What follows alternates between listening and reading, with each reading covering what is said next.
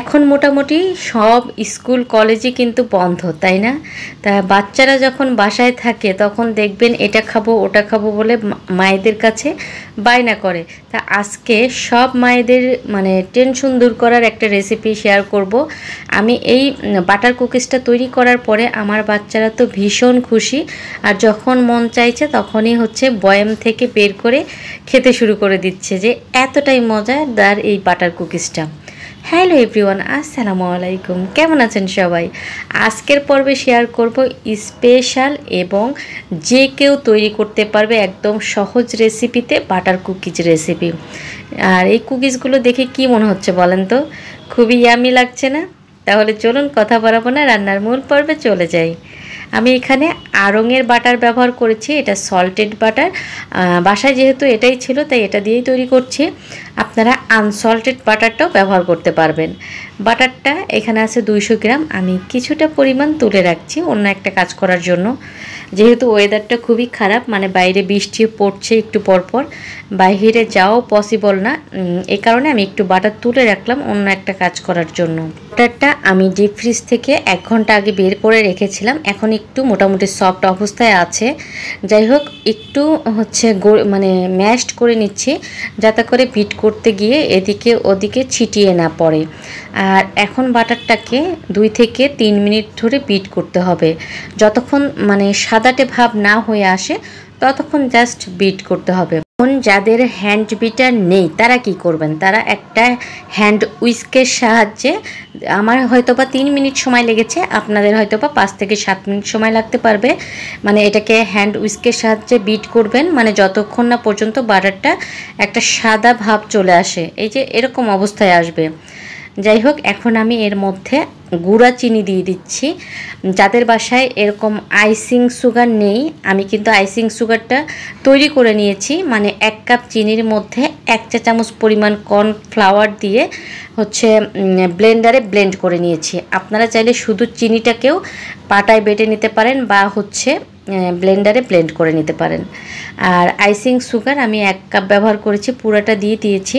দিয়ে এটাকে আমি আবারও বিট করে নিব 2 থেকে 3 মিনিটের জন্য, মানে যতক্ষণ না পর্যন্ত চিনিটা খুব ভালোভাবে গলে যায় ততক্ষণ বিট করে নিয়েছি। আর এরপরে দিয়ে দিচ্ছি একটা ডিমটা কিন্তু ফ্রিজ থেকে 1 ঘন্টা আগে বের করে নিতে হবে। এরপরে দিয়ে দিলাম ভ্যানিলা এসেন্স। আপনারা যে কোনো ভ্যানিলা এসেন্স এখানে মানে যে কোনো ব্র্যান্ডের ভ্যানিলা এসেন্সই ব্যবহার করতে পারবেন। আর ডিমটা দেওয়ার পরে এটাকে আমি আরও 2 থেকে 3 মিনিট বিট করে নিয়েছি। আর যাদের হ্যান্ড উইস্কের সাহায্যে করবেন তারা হচ্ছে একটু সময় নিয়ে করবেন আর কি।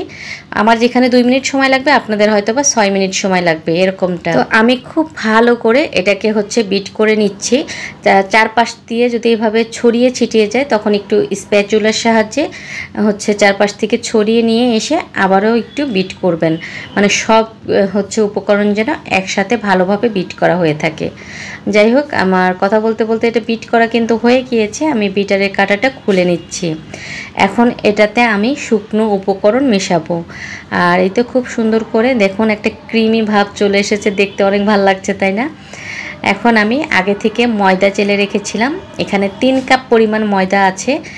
আর প্রথমে অর্ধেকটা পরিমাণ ময়দা দিয়ে দিলাম, এরপরে দিয়ে দিলাম 1/2 চা চামচ পরিমাণ বেকিং পাউডার, আর দিয়ে দিচ্ছি 3 টেবিল চামচ পরিমাণ গুঁড়া দুধ।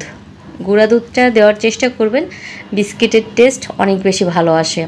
এই 3টে উপকরণ খুব ভালো করে আমি হচ্ছে বাটারের মিশ্রণের সঙ্গে মিশিয়ে দিচ্ছি। তবে ময়দাটা যে আপনাদের একদম মেপে ঝুঁকে নিতে হবে তা কিন্তু না।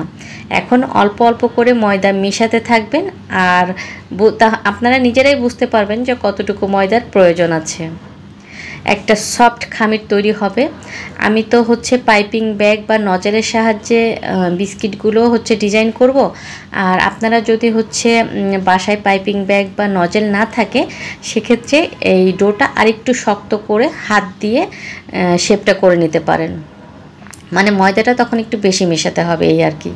যে কাপটা দেখালাম আমি কিন্তু এতক্ষণ এই কাপের মাপেই হচ্ছে চিনি প্লাস ময়দা মেপে নিয়েছি। তা আমি পাইপিং ব্যাগের মধ্যে কিছুটা খামির নিয়ে নিচ্ছি, বিস্কিটের ডোটা নিয়ে নিচ্ছি।